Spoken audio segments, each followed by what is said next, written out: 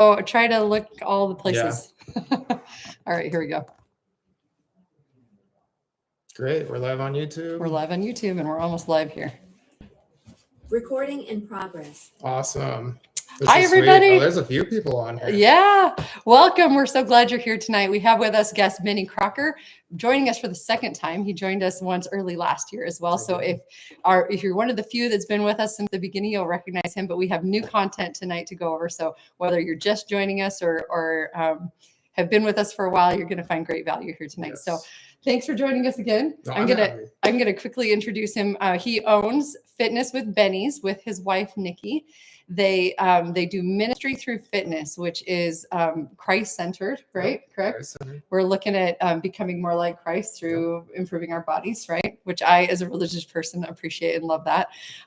He is a nutritionist and personal trainer, and he has a great story to share with us tonight. So, Bennie, I know you shared with us last year, but if you could just start at the beginning, tell our audience here what you've been through, what kind of changes you went through, and what led you to this ministry through fitness kind of lifestyle.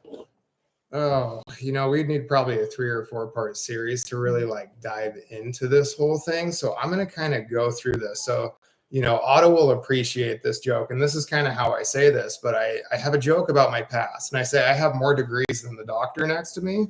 I have a couple first degrees, second degrees, third degrees, because I learned completely wrong. And in that process, God forgave me. And then the state of Washington also forgave me. And that was about 12 years later. So wow, that's since I last got on here, I completely vacated my record. So I am no longer, I'm just a normal awesome. Law-abiding citizen at this point. Congratulations. That's great. And I get to choose who I tell my story to. So I really enjoy this. So if you see me look in 3 different ways on here, we have quite a few cameras in front of us. So I apologize for that as well. But long story short, I ended up in 2007. I was diagnosed with severe psoriatic arthritis. And with that came a huge onslaught of medications. How old were you? 18. I got diagnosed about 10 days after I was 18. With psoriatic arthritis. Yes. Wow. And okay. So after my beginning of my senior year, I ended up getting a whole bunch of just patches and rashes, and it got really bad really quick, within a month. So after that got going, I went to a family med doc, and then I was waiting to see a dermatologist and some other things. And then by the end of it, I could not get into the rheumatologist that quick because I had a dermatology appointment and he knew what I had. He just couldn't legally diagnose the arthritis, sure. Right? So I had a family med doc prescribing me Oxycontin and the boom of the Oxycontin pandemic. So they were just handing me meds. Yeah. And it was just long story short, I was off and running to the races for about another 3 years, graduated into an illegal pharmaceutical rep, which I kind of would call Purdue Pharma rep for the other side. Sure. And it was expected is the word I would call that, because I knew for a fact, looking back at it now, it's everything that you could expect it to happen if you just handed it to a kid and just went to the races. In pain, sure. Yeah, I was an honor student. I'm very smart. I'm very gifted when it comes to intelligence and a lot of the things, but I don't have very much good common sense. So when I had to put that down. So by 2011, I got caught up in some pretty deep stuff. When I got caught, I was very close to a federal sentence. And by God's grace, he allowed me not to see 26 years behind bars, but instead I had ended up in the state versus a federal penitentiary. That was the difference. So I didn't realize how much of a blessing it was until even sitting here today, looking back at it. So 2013, I got out, I started on probation, I started doing some other things. And then by 2015, so I was still in and out of treatment after I got out. Nothing had changed. Mentally, I was free. I thought I was better than still. I had this superiority complex. I had a lot to change. So when we get into this a little bit deeper, we'll talk a little bit more about the behaviors in the past too. So 2015, I had ran into somebody that I was in high school with. And he had told me that, maybe you should write some goals out. I looked up to him, he had a nice car, all these material things that I thought I needed. So it was at that time, I was like, yeah, maybe I'll listen to you. It was at that time, I'll listen. I wrote out a year's worth of goals and I actually reverse engineered them. So when I got going with it, all I knew was I wanted abs. I was smoking cigarettes at the time and I had nothing really good going for me. So I was working hospitality. I wasn't doing much with my life. There was nothing good. So I went to the gym and I gave myself 90 days. 2015 happened. I started on February 1st. I wrote my goals at a Red Robin on January 31st. I can tell you the meal that I was eating when I wrote my goals because that was the day that was really important to me. And then February 1st, it was off to the races. So by the time I got into 90 days, I had lost 52 pounds. So this was, you set the goal 90 days later, 52 pounds down. Yeah. And in my original goals, I only thought I had 20 pounds to lose. Right. Like, so in my head, I was like, I wrote down 20. I didn't weigh myself. Like, I just knew I had to cut out a few things. Like, I can tell you the no's that I didn't do. So I quit eating fast food. I quit going to the coffee shop and I cut all my caloric beverages. Like, so no Pepsi, no soda. And I was drinking a ton of soda, like a gallon of soda a day, fast food, pizza. And I started cooking meals and just really simple meals, just very low carb meals, veggies, ground turkey I survived on, and just very basic. And it would just strip my whole being because I didn't know. I had no idea what to eat nutritionally. I asked a bodybuilder what to eat at the gym when I went there every day, and I just had no clue. I honestly had no education, no knowledge in food, and I grew up with a single mother as well. So I was fed a lot of the donuts and Slurpees, and there's just my mom did the best she could, but she just didn't know. Like, I didn't have she had a lot on her plate, and I get it. And I was an only child too, so there was no real accountability in my life ever. And that was all the way up till I was like 30. Like, I had nobody around me actually wanting to like lift me. So I learned all the wrong things too. So by the time that came out, fast forward, I got a job as a coach with zero experience, no certs, no nothing. And this is after you've lost, like after you've lost the 52 pounds? This was about probably a year after. I was still going to the gym and I had quit smoking finally. And that was in itself. There was a lot of stuff. Like, I wrote down everything. Like, okay, if I need abs, I'm probably going to have to be at the gym 5 days a week, probably on some sort of supplement regimen, probably eating pretty well. I'm not going to be going out at night. I'm not like, you actually have to write these things down. You make the vision clear and it actually helps you stay on track going forward.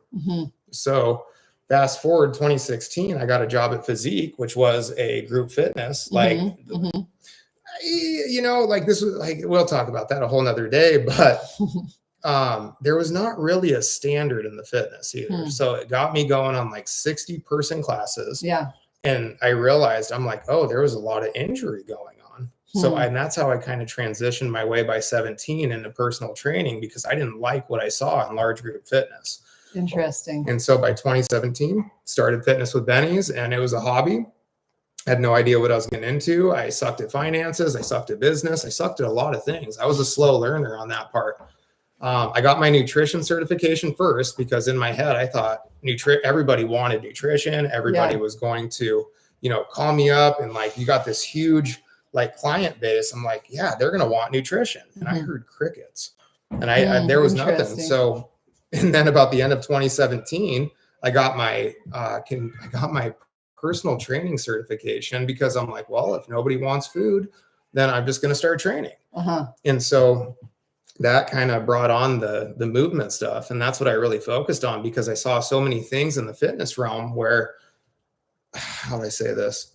There wasn't too much education around the movement. I had met some PTs, I had met some decent massage therapists, but nobody combined the movement side of the training because they didn't understand the anatomy enough. And it was a lot of learning with it. So, and that's where I kind of got into a lot of the foam rolling, the self, like you can fix it yourself. You just have to be taught how. And that's really your focus of your business now, right? The movement and the pain relief from the correct movements, right? You know, and we just had, you know, we were just over there like a week ago. I wish you were there for it too. And, you know, even Otto learned a lot too, but we did a movement clinic and it's interactive. So what I have people do is I have 3 people sitting in front of Mhm. 3 other people. Yeah. And I have them doing the actual, like, tell me the imbalances that you visually see, and I Interesting. will help them write it Yeah. because they can see, like, oh, I see that ankle. I see that hip that's super tight. I see one Sure. actually moves farther than the other. And that's how simple imbalance is. Yeah. Like, it's not complicated. When Otto blew up his shoulder too, I had like worked on him almost immediately. Yeah. And I was like, oh, it's this, it's like, there's only 2 things it can be. Yeah. Like, so we went on it and started going with it. So Yeah. I love that. 10 years later, still love fitness. And I'm just here to help. Yeah, I love it. Mhm. Okay, so before we dive into the personal history part that we've kind of been focusing on in our webinars this month, and I'm excited to hear what you have to say about that. Tell us just a little bit. Let's go back to this transformation that you went through. Yep. How was your life different? I mean, obviously you made a lot of big changes and you were able to sustain them, but how was your life different after you lost that weight and changed your lifestyle, the way you ate, the way you moved, the way you quit smoking, all of that? What changed? Oh man, I think it starts with the mindset. Honestly, there's 3 questions I always ask, and in those 3 questions, you might not have one of them. Okay. So these are really important questions to ask anybody.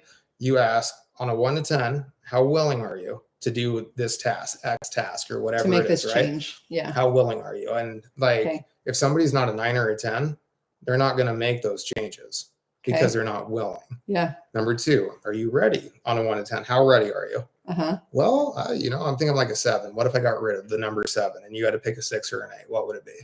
And so that kind of gets them to make a decision, because that's a whole nother thing too, because sometimes with people, it's not the fact that they're afraid to start. It's just the fact that they can't make a decision. Right. So, and then the third one, this is the big one. Okay. Because you might be willing and ready, but the question is, are you able to? This is where timing kind of plays just a little bit of a role. I wouldn't say it's very big, but once in a while you get people who aren't able to do it. Sure.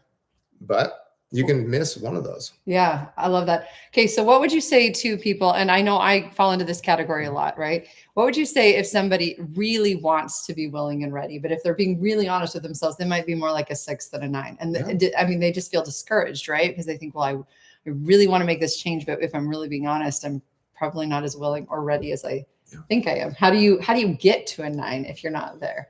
That's the question I always ask too. Like, if we're at a 6, like, what needs to happen in order to get you to a 9? Do you need to gain another 20 pounds? Do you and that's the hard part. Do you think the desperation, what has to happen where you hit rock bottom kind of thing? Oh my gosh, man. Yeah. Like, nobody comes into weight loss or fitness happy. Right. You don't start this journey and like, you don't see Otto. You don't come into this out of pain. There's always some level of pain. It could be mental. It could be trauma. It could just be being overweight, how they look in the mirror. There's 100 different things that it could be.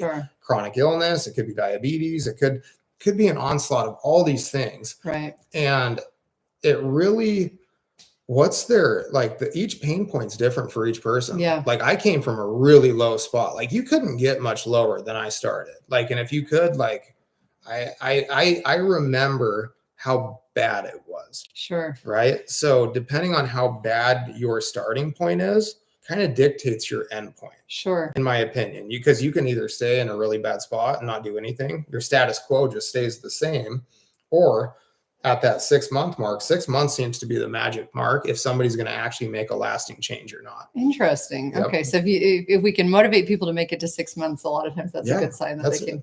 Then they keep going. I like that. So really we can look at it as, I may not feel ready today, but I don't necessarily want to get to the point where it gets worse, where I am ready. Maybe that can be kind of a motivating factor. Is that what you're saying? Is kind of look ahead. Yeah. That's a good point. I like that.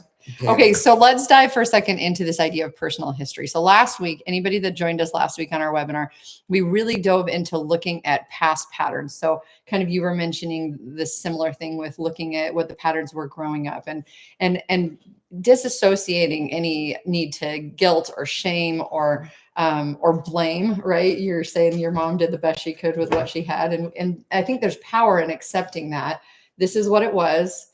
There's no shame or guilt associated with that. But then how do you take your past and then use that to shape how you want your future to be different. Yeah. Honestly, it's kind of it's a double-edged sword, right? Yeah. I have this visual that I want you guys to think about. Okay. When you're driving down the street the next time, I want you to ask yourself, why is the windshield bigger than the rear view? I like that. You know, and it's like, it doesn't matter where you're at in life. You can use it for fitness, career, family, marriage. It doesn't matter, right? Because honestly, in any relationship, business, and especially in fitness, even in my own marriage, if I continue to look back on any of the things that didn't work for me in my past, like mistakes just let me know I'm trying. Right. Right. It's a very valid point for most people. Like most people are probably coming here have tried 1 to 4 different things, I would assume, right? They have tried different things and without success. Yes. Yeah. No success. Right. Yeah. So, and that's the same goal when it comes to me. I just, I have a different market. So if somebody finds me, or I'm reaching out to people that their story, I love people that actually have a really bad past. Sure. Because I just relate better to them. Right. Sure. It's like, Yeah. wow, I get it. And, Yeah. I ended up with a lot of people that just have, whether they're cancer survivors, they went to chronic illness, they had diabetes, a lot of these things that were like life-changing for most people. And so as they got into it a little bit deeper, how would I say this about the past? There's a saying in AA, you can't shut the door on your past, but you can't really let go of it, right? Because it's always there. So as I would say, when you guys start moving forward a little bit more as well, I really truly believe that's your fuel. You can either keep you stuck forever. Like you won't make a single change if you keep living in 1.0 version of yourself, right? Yeah. You come to auto hoping you're going to have a 2.0, right? Sure. If we focus on 1.0, are we going to stick in fear, shame, and guilt? Or what would 2.0 version end up being? Yeah. So that's one of my biggest questions when I actually have, an enrollment call with somebody. So when they come into me, I ask them, I'm like, well, okay, Emily, what's 2.0 version look like? Right. Yeah. We're 1.0 right now. We'll be super specific. How big are they? What do you have abs? Did you buy a bathing suit? What beach are you sitting on? Right. Where are the kids? Right. Like all those questions matter. Right. And I just think that from that point of view, we have to think about what the 2.0 version of us in the future through the windshield is going to look like instead of reaching in our back pocket being stuck. Yeah. I love that. Do you feel like there is value in recognizing the past though? I mean, you don't want to get stuck there, but how do you kind of recognize and take, I guess, power and inertia from the experiences that have shaped your past? There's been 2 things. One thing that really reminds me when I'm doing a lot of I like long endurance races. I'll give you a little context for this, right? So today I really like going as far as I can, as long as I can, because it's the only place that I can actually truly battle my own mind in a state of defeat. Yeah. Right. Like I scream, I cry at 20 some miles. My emotions are there. But what I found in those moments, if I let those thoughts get me, because I remember the darkest places, like I remember sitting in a jail cell with a door, like a piece of paper going through my door in county jail that said, we're just waiting for the feds to pick up your case. And I was 21. I thought my life was over. And I have some really dark spots in my past that I hang on to because honestly, it's like almost like I'm running away from them. I still remember them clear as day. Like I pray nobody has to go through what I did to get to a point where I'm at to help others. Yeah. Like it's honestly a simple, like I went through so much pain, self-induced agony, kept doing it over and over. And that was the insanity of the past, right? Sure. The definition of insanity is doing the same things over and over again, expecting different results. There's a lot of we all do that to an extent, don't we? Oh yes. Yeah. Right. Sure. And doing something new isn't hard. It's just new. Sure. Does that make sense? Yeah. Right. So anybody listening, something new isn't supposed to be done easily. Right. You've probably never done something like this. I've never had to hop on an app. I've never had to actually do the accountability. So anything that's new, it doesn't matter. Even if you read a new book or you're trying to start reading, like that takes some time from something else. Right. So if we're stuck, like habit stacking, right? If I look in my past, I never prepped food. I never cooked. I ate out. Like there was a lot of habits that I did in my past that I can compare and contrast, even from like a third grade standard. Like I have a little task you can do on half of your paper, write down something you did 5 years ago. And then on the other half of it, on the other right side, write down things you do today. That's a good way to kind of tell like if you're actually growing, and if you're doing the same habits, then nothing's changed. Sure. So you kind of have to use that. I don't have guilt and shame for my past because it's the only way I know, like it's the only way I could have gotten away from it. Yeah. My life would have turned out so much differently had I had not gone through what I did. Yeah. So you can use it as motivation almost. I don't want to be back there, but also I recognize the part it played to get me to where it was today, to motivate me to turn that around. I had to. Let's go back for just a minute. I noticed we had a few comments. We have a few people saying things like they start their day at a 9 and they end their day at a 3. I can so relate to that. Oh, yeah. What do you do to keep the momentum up, not just throughout the day, but did you ever have a point when you first made these big changes? And I know you were very motivated from feeling like you're at rock bottom, but what did you do during those times where you felt less motivated to kind of push through that? Gratitude journals, quite a bit.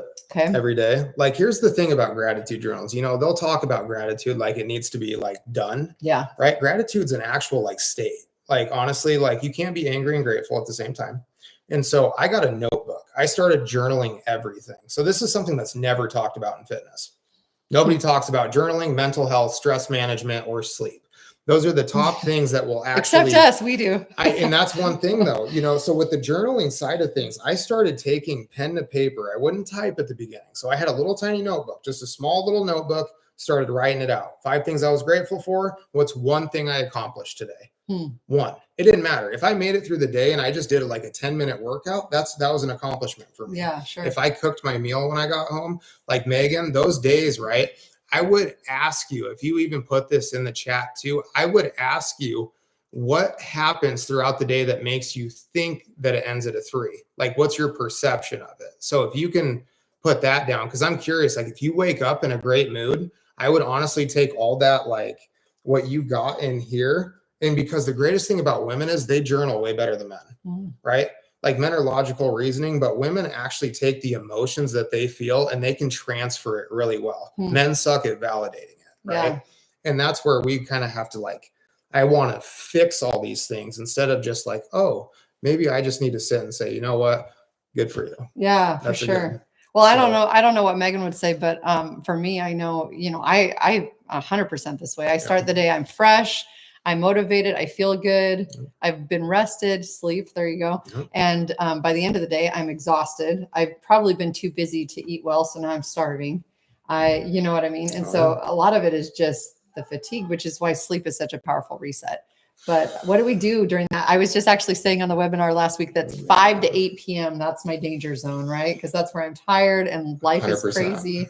So what do you do to kind of counteract some of that? I will, I'll tell you, nothing like your last 10 minutes of the day are useless. So like kind of keep that in your pocket. Like, don't be mad that you didn't get something done in your last 10 minutes. Like the last 3 hours. Most people have families. And the hard part about like integrating any sort of fitness, like thank God for me, like my wife and I work together and we do our fitness and we have our coaching business together. So I have this blessing of like having my wife next to me. We get to work with all of our people, you know, we get to cook together. Like nobody else has that. Yeah. Right. So in itself is just a blessing right there. But when it comes to other people, if I had a 9 to 5 to go to, or if I actually had to travel anywhere, I would actually have to plan. Yeah. Right. Like everything. So I don't know if you guys use Google Calendar much, but my calendar's like full to 80%. I have very little wiggle room for it because if you pack it too full, just like you would your normal schedule, what happens? You start cracking at the seams and then you feel like a failure anyway. Sure. So I'm guilty of that.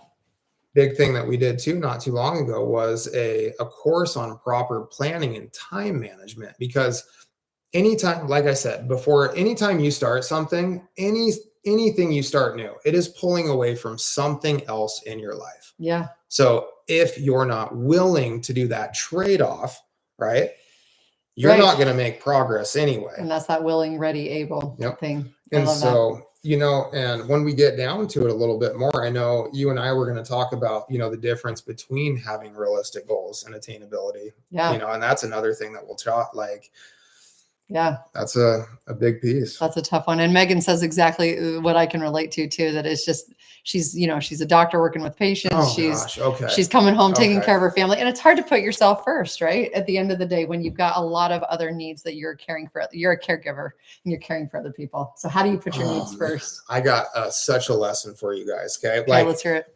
I had a doctor about 9 years ago ask me one question that just put my whole entire life and business in a perspective. Okay. And I hope this hits you home because you probably asked yourself this.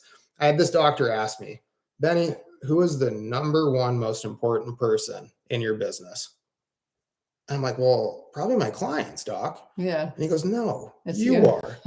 He goes, because if you lose your ability, you're no good to anyone. Yeah. And at that moment, it was like a light bulb came on. And I realized at that moment, I'm like, oh, you're telling me if I spend a little more time, money, and a little bit into myself, that I will actually have better results. Yeah. Right. So by 35, I'm young. I'm still a pup when I say this. So I ended up prioritizing my sleep. I prioritize my self-care and supplements, and I eat really good food. Mm-hmm. Those are 3 non-negotiables in my life today. Sleep being the top. I even argue with my wife over it. I'm like, dude, I'm going to bed. Oh, you're always. I'm like, look, if you want to stay up and be young still, cool. I can't do it anymore because honestly, on average, and I'll talk about this with the sleep thing. Okay. So if you get 7 hours of sleep a night, you are losing a full night of sleep over the course of those 7 days. So, you're supposed to get 56 hours a week. So we're at 49. So we're on a 1-day sleep deficit. If you're getting 6 hours of sleep, which is on average what most people get, you're getting enough sleep for 5 days, right? So you have a 2-day sleep deficit. And then if you're getting 5.5, you're getting roughly 60% of your whole week. Yeah. Do you expect to function at 100% when you're only sleeping at 60 something? Yeah. So I actually, before I start getting people going with nutrition and start making these really big changes, right? I'm like, let's work on your bedtime routine. Let's see if you can even set your phone down an hour before bed and read a book. Mm-hmm. It has nothing to do with fitness, but it'll change your whole life waking up in the morning because it changes your perspective when you go to sleep. Yeah. I'm a huge believer on nighttime routines, and this is all over the course of my whole life and changing what I had to for me. Yeah. So that's great. And I'm excited. We have an entire webinar on sleep at the end of next month. And we learn in that not only how to change your sleep routine, but all of the ways that lack of sleep affects every system of your body and your weight loss. Yes, it does. And actually an entire different series over the summer, we're going to talk about how many calories you burn while you sleep, if you sleep enough. So that is really quite fascinating. Let me switch gears a little bit here. Next week, we're just going to give a quick preview to next week. We talk a lot about body image and societal expectations versus what healthy looks like. We don't need to dive fully into that, but I think it's one of the most important lessons for next week is how do we accept and love ourselves first so that we have the positive energy to be able to make those changes effectively? Because I think unless you can offer yourself self-love and self-care, then you don't have the momentum and the discipline and all of the things you need to be able to make those changes. Don't you think? Yep. So what was your experience with that, and what do you teach your clients? Self-love and self-care is 2 separate things, right? There's a verse that I really like that says, love others as you would love yourself. So I don't think self-love's hard, right? Because honestly, we have a problem loving others more than we love ourselves, right? Because we are born to be selfish, right? It's not hard to be selfish and actually treat yourself before somebody else because it's kind of like the survival tactic, right?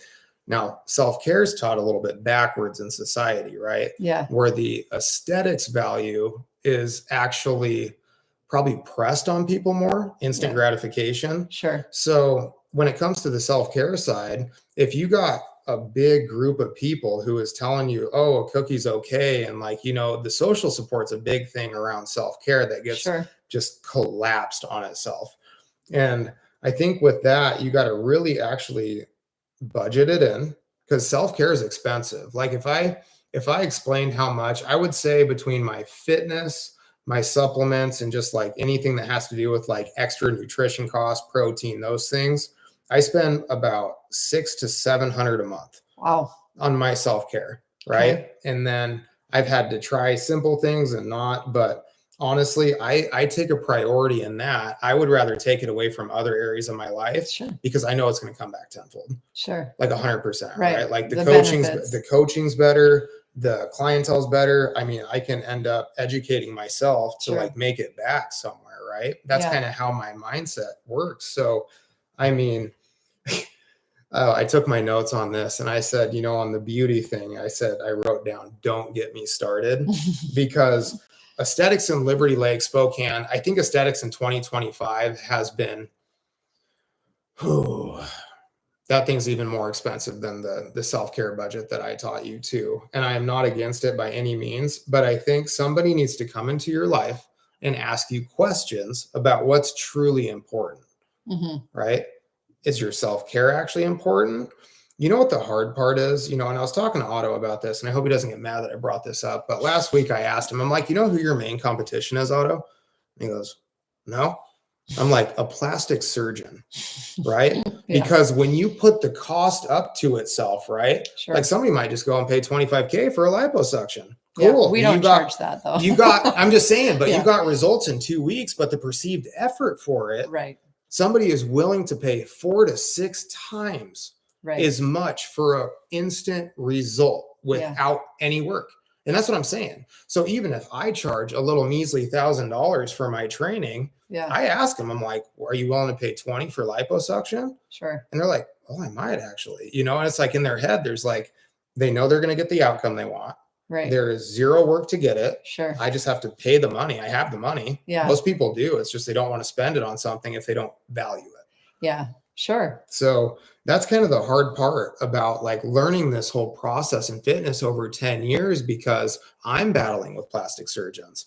I'm battling with somebody who's, you know, and don't get me wrong, I'm not against GLP-1s, but I'm battling against somebody who would rather pay $500 for a shot to lose that weight. Sure. Right. And I have to be able to say, hey, like, let's see if we can actually do something. Do you think you could do ABC? Yeah. You know, can you just talk to me every day? Just like maybe take pictures of your food and, you know, go walk every day. Sure. And those are the questions, right? Because that's the true battle. But like I said, like, I think some people truly need that, right? Like every person who has found ShillMed, like Otto and I have great talks, and it's one of these things where the clientele needs to see some results. That's where motivation comes from. Right. If you're not losing, you're not going to keep going, and you're out the door anyway. Sure. It doesn't matter. Like even those first couple pounds, I mean, if you can get 10 pounds off, that might be like, oh my gosh, I've never done this in my life. Right. And then all of a sudden they might be willing to spend a little bit more on themselves. Sure. Because you being here, you're not paying for this. This is a solution. Right. Right. Like time is valuable. And the only thing, you can either buy it back later on when you're wealthy and you're not healthy. But if you don't have the health, you will absolutely have no time in the future. So prioritizing self-care to invest in your future, essentially. And, you know, I just want to go back to what you said for just a second about selfishness. And I think it's an important differentiation. We're going to talk about this a lot next week. The difference between self-care and selfishness, they're actually opposite, right? And then the other thing about self-love versus selfishness is also different. I think the difference being a lot of times when we turn inward and we're acting selfishly, we're actually self-loathing, not self-loving. And the more we self-love, the more we actually turn outwards. And so I think learning to accept ourselves where we're at then actually can motivate us to kind of propel that change. because we let go of a lot of the angst that surrounds the selfishness and insecurities. Absolutely So right. thank you. Thank you for sharing that. As we wrap up tonight, I want to take just a minute and have you tell us about your new online business. I know you're moving across the state, but you're opening an online branch. And for any of our patients watching tonight who may be interested in your services, go ahead and tell us what that'll look like. Man, so I've been doing full-time in-person personal training for the past 8 years now. So I never looked at online fitness as anything that I truly wanted to do until I stepped into it and I saw the results quickly. Like, honestly, people need to come to a coach for results. They need to come to you guys for results. Sure. They're not coming in to like just not have like you're expecting to see changes. And the online side of things of what we do. So we transitioned our whole business. So we're moving down to Ridgefield, Washington at the end of next month. Yeah. Like, it's soon. Like, and I grew up out here my whole life. So this is a big change for me.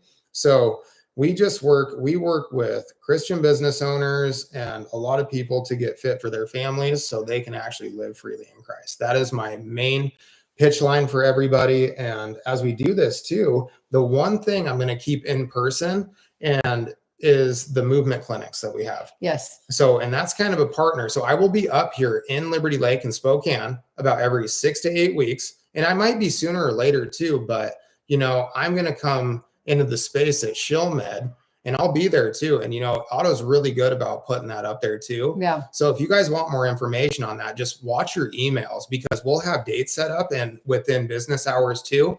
And the last one went about 2 hours and it ended up being really good. Like I loved it. The last one was really fantastic.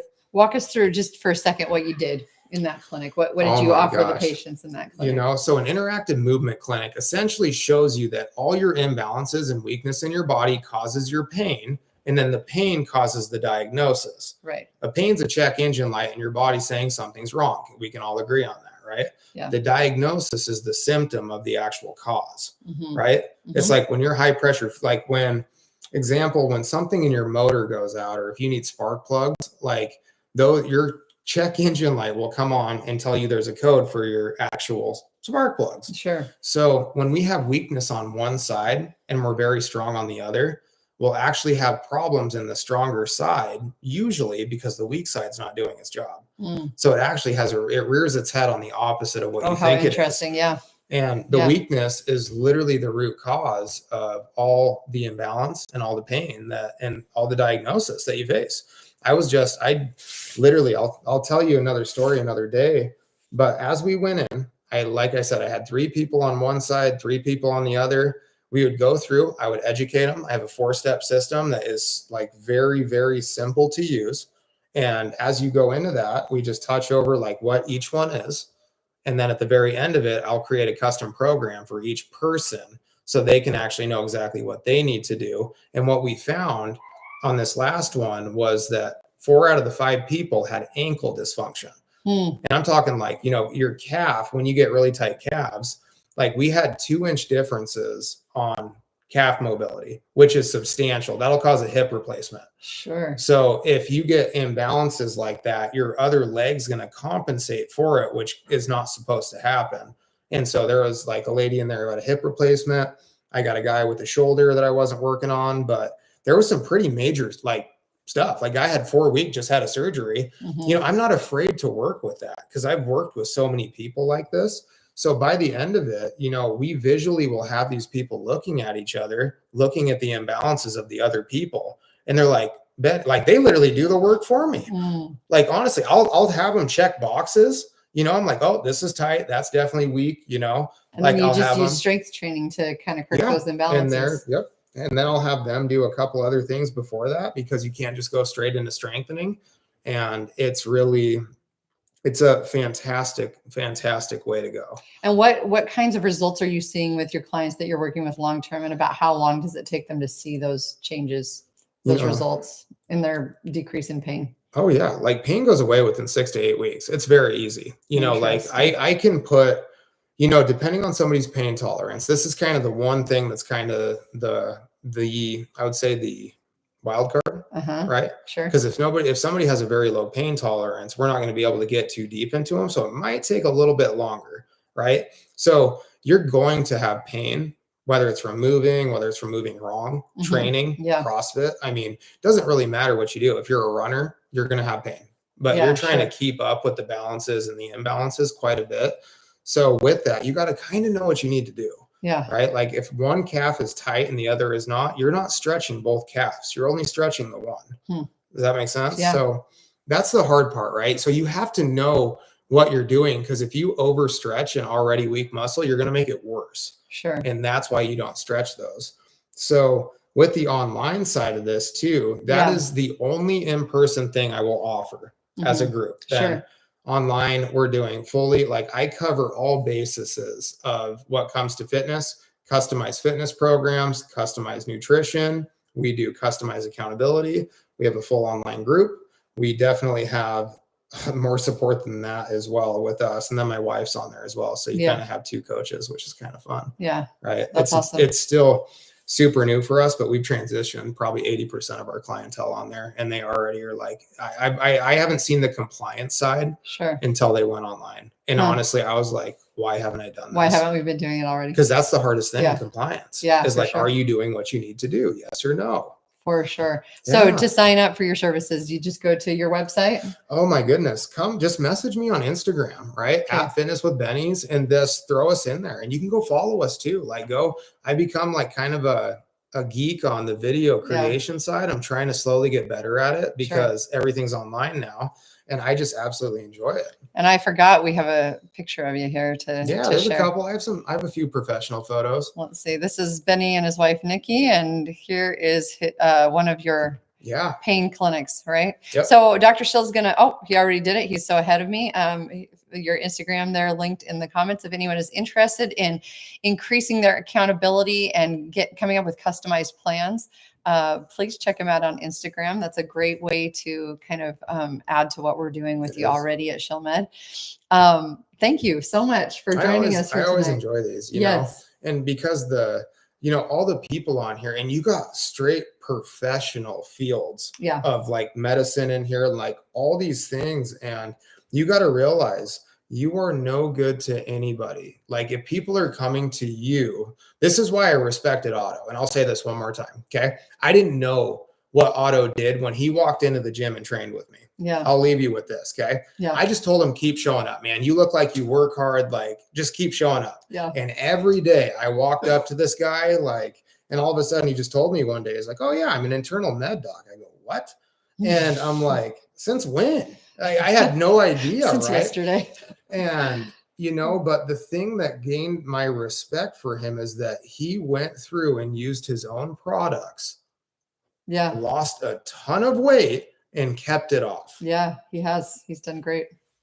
I don't know what other doctor in this field of medicine has actually done that before. And that's why I still would give him my time before like another one, because I absolutely love that, you guys are actually following what you teach and preach. And that's a more important part for me. I love that. Thanks for sharing that. Yeah. And I will end on this, that Benny and Dr. Shill met at the gym, as he mentioned, and Benny from day one was a cheerleader and a motivator to him. So if you're looking for additional, other than us, to be your cheerleader and motivator to help you come up with customized fitness plans, Benny's enthusiasm and encouragement and positive cheerleading skills will get you there. So thank you again for joining us tonight. Thank you for being on. We hope that you'll join us next week. It's going to be a great topic, all about understanding how to care for yourself, how to have realistic ideas of what body image should look like, self-love, all of the things that are really essential to your weight loss journey. So thank you for being with us tonight. Remember, the future is bright. We'll see you again next time. Good night. Awesome. Good night. Good night. Thanks for joining.